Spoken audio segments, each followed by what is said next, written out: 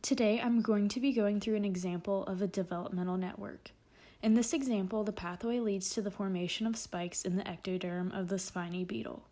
Not all cells in the beetle's ectoderm produce spikes. Here is the pathway for the formation of spikes. Using this pathway, we will be able to determine if the mutant strains listed below would produce spikes or not. The way I like to look at it, to make sure I understand, is by starting with the last part of the pathway. The E gene product stimulates or activates the formation of spikes. The K gene product inhibits the E gene from being transcribed, but the I gene product inhibits K from being transcribed.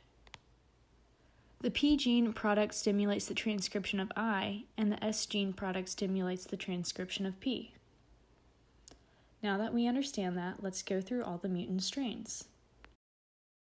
The P mutant strain lacks P, which means that there will be nothing to stimulate I, so then I can't inhibit K, so K will inhibit E, so spikes will not be stimulated.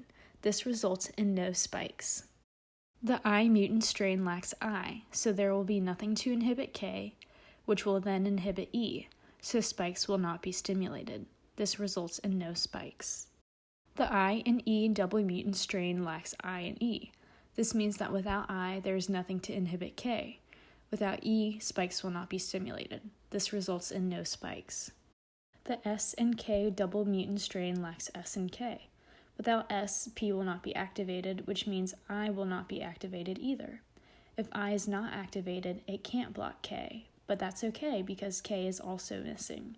Since K is missing, there is nothing to inhibit E, so spikes can form.